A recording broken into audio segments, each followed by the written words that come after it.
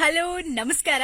Super hits 93.5 red FM ಮಂಗಳೂರಿಂದ RJ Nayana ನಿಮ್ ಜೊತೆಯಲ್ಲಿ ಇವತ್ತು ನಮ್ಮ ಮನೆಯಲ್ಲಿ ನಮ್ ತೋಟದಲ್ಲಿ ಇರುವಂತಹ ಒಂದು ಬಂಗಾರದ ಮರದ ಕಥೆಯನ್ನ ನಿಮಗೆ ಹೇಳ್ತೀನಿ.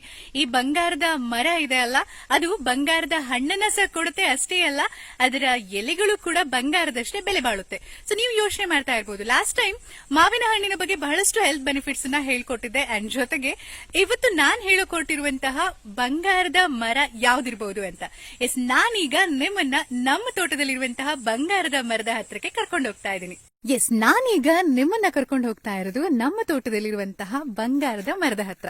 ಸೊ ಈ ಮರವನ್ನ ನೋಡಿದ ತಕ್ಷಣ ನಿಮಗೆ ಗೊತ್ತಾಗುತ್ತೆ ಅದು ಯಾವ ರೀತಿಯಾದಂತಹ ಬಂಗಾರದ ಹಣ್ಣು ಜೊತೆಗೆ ಬಂಗಾರದ ಎಲೆಗಳನ್ನ ಕೊಡುತ್ತೆ ಅಂತ. ಸೊ ಈಗ ನಿಮ್ಗೆ ಗೊತ್ತಾಗಿದೆ ಅಂತ ಅನ್ಕೊಂಡಿದೀನಿ. ಎಸ್, ನಾನ್ ಕರ್ಕೊಂಡ್ ಬಂದಿರೋದು ಸೀಬೆ ಮರ ಅಥವಾ ಪೇರಳೆ ಅಂತ ಹೇಳ್ತಾರೆ ಕನ್ನಡದಲ್ಲಿ. ಇನ್ನು ನಮ್ಮ ಕುಂದಾಪುರ ಕನ್ನಡದಲ್ಲಿ ಅದಕ್ಕೆ ಪ್ಯಾರ್ಲಿ ಹಣ್ಣು ಅಂತ ಕರೀತಾರೆ. ಸೊ ಈ ಪೇರಳೆ ಹಣ್ಣಿದೆ ಅಲ್ಲ, ಇದರ ಹೆಲ್ತ್ ಬೆನಿಫಿಟ್ಸ್ ನಿಮಗೆ ಗೊತ್ತೇ ಇದೆ. ಇದನ್ನ ಕಂಪ್ಲೀಟ್ ಫ್ರೂಟ್ ಅಂತ ಕರೀತಾರೆ. ಆದ್ರೆ ಪೇರಳೆ ಎಲೆ ಬಗ್ಗೆ ನಿಮ್ಗೆ ಎಷ್ಟು ಗೊತ್ತು? ಸೀಬೆ ಹಣ್ಣು ತಿಂದ್ರೆ ಆರೋಗ್ಯಕ್ಕೆ ಒಳ್ಳೇದು ಅಂತ ನಿಮಗೆ ಖಂಡಿತ ಗೊತ್ತಿರುತ್ತೆ. ಅದೇ ತರ ಸೀಬೆ ಎಲೆ ಕೂಡ ಆರೋಗ್ಯಕ್ಕೆ ಎಷ್ಟು ಒಳ್ಳೇದು ಅಂತ ಇವತ್ತು ನಾನು ನಿಮ್ಗೆ ತಿಳಿಸ್ಕೊಡ್ತೀನಿ. ಜಪಾನ್ನಲ್ಲಿ ಅಧಿಕೃತವಾಗಿ ಸೀಬೆಯ ಎಲೆಯ ಟೀ ಅನ್ನ ಕುಡಿಯೋದಿದೆ ಅಲ್ಲ, ಅದು ಡಯಾಬಿಟಿಸ್ ನ ಪ್ರಿವೆಂಟ್ ಮಾಡುತ್ತೆ. ಅಂಡ್ ಟೈಪ್ 2 ಡಯಾಬಿಟಿಸ್ಗೆ ಟ್ರೀಟ್ಮೆಂಟ್ಗೋಸ್ಕರ ಸಹ ಅದನ್ನ ಬಳಸ್ತಾ ಇದಾರಂತೆ. ಹಾಗೆ ಬಹಳಷ್ಟು ಕ್ಲಿನಿಕಲ್ ರಿಸರ್ಚಸ್ ಕೂಡ ನಡೀತಾ ಇದೆಯಂತೆ ಸೀಬೆಯ ಎಲೆ ಮೇಲೆ. ಹಾಗೆ ಇನ್ನು ಸೀಬೆ ಎಲೆಯ ಟೀಯನ್ನ ಪ್ರತಿದಿನ ಯಾರು ಕುಡಿತಾರೋ ಅವರಿಗೆ ಕ್ಯಾನ್ಸರ್ ಬರುವಂತಹ ಸಾಧ್ಯತೆ ತುಂಬಾ ಕಮ್ಮಿ ಅಂತೆ. ಯಾಕಂದ್ರೆ ಅದರಲ್ಲಿರುವಂತಹ ಲೈಕೋಪಿನ್ ಅನ್ನುವಂತಹ ಒಂದು ಅಂಶ ಇದೆ ಅಲ್ಲ, ಅದು ಬಹಳಷ್ಟು ಸಹಾಯ ಮಾಡುತ್ತೆ ಅಂತ ಹೇಳ್ತಾರೆ. ಹಾಗೆ ಇದರಲ್ಲಿರುವಂತಹ ಆಂಟಿ ಬ್ಯಾಕ್ಟೀರಿಯಲ್ ಪ್ರಾಪರ್ಟೀಸ್ ಏನಿದೆ, ಇದು ನಮ್ಮ ಬಾಯಿಯಲ್ಲಿರುವಂತಹ ಗಮ್ಸ್ ಅಂತ ನಾವೇನ್ ಹೇಳ್ತೀವಿ, ಅದೇ ತರ ವಸಡಿನ ಒಂದು ಆರೋಗ್ಯಕ್ಕೆ ಬಹಳ ಸಹಾಯವನ್ನ ಮಾಡೋದ್ರ ಜೊತೆಗೆ ನಮಗೆ ಬಾಯಿಯಿಂದನೇ ಬಹಳಷ್ಟು ಕಾಯಿಲೆಗಳು ಹರಡುತ್ತೆ ಅಂತ ಹೇಳ್ತಾರಲ್ಲ, ಅಂತಹ ಕಾಯಿಲೆಗಳು ಬರದೇ ಇರೋ ತರ ಸೀಬೆಯ ಎಲೆಗಳು ಮಾಡುತ್ತಂತೆ. ಅಂಡ್ ಇನ್ನು ಕೆಲವ್ರಿಗೆ ಡಯರಿಯಾ ಪ್ರಾಬ್ಲಮ್ ಇರುತ್ತೆ, ಹೊಟ್ಟೆ ನೋವು, ಈ ತರದೆಲ್ಲ ಪ್ರಾಬ್ಲಮ್ ಇದ್ದಾಗ ಸೀಬೆ ಎಲೆಯನ್ನ ಬಳಸೋದ್ರಿಂದ ಆ ಪ್ರಾಬ್ಲಮ್ಗಳೆಲ್ಲವೂ ಕೂಡ ಓಡಿ ಹೋಗುತ್ತೆ. ಯಾಕೆ ಅಂತಂದ್ರೆ ಅದರಲ್ಲಿ ಇರುವಂತಹ ಆಂಟಿ ಬ್ಯಾಕ್ಟೀರಿಯಲ್ ಪ್ರಾಪರ್ಟೀಸ್ ಇಂದ.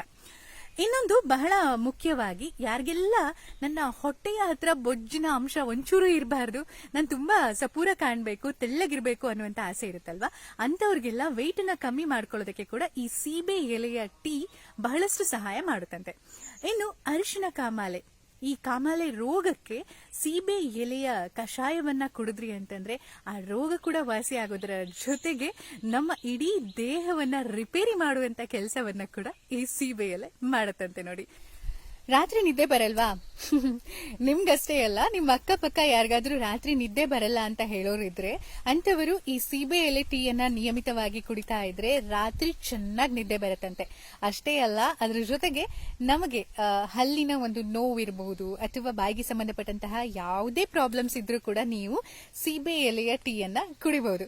ಅಷ್ಟೇ ಅಲ್ಲ, ಆಗ್ಲೇ ಹೇಳ್ದೆ, ಕೂದಲಿನ ಆರೋಗ್ಯಕ್ಕೆ ಮತ್ತೆ ಸ್ಕಿನ್ ಆರೋಗ್ಯಕ್ಕೆ ಬಹಳಷ್ಟು ಒಳ್ಳೇದು ಅಂತ.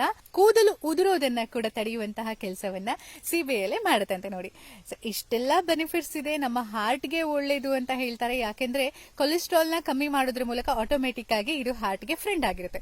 ಇಷ್ಟೆಲ್ಲ ಬೆನಿಫಿಟ್ಸ್ ಇರುವಂತಹ ಸೀಬೆ ಎಲೆಯ ಟೀ ಅನ್ನ ತಯಾರು ಮಾಡೋದು ಹೇಗೆ ಅನ್ನುವಂತಹ ಡೌಟ್ ನಿಮ್ ಮನಸ್ಸಲ್ಲಿದ್ರೆ, ಎಸ್, ಅದಕ್ಕೂ ಉತ್ತರ ಇಲ್ಲಿದೆ.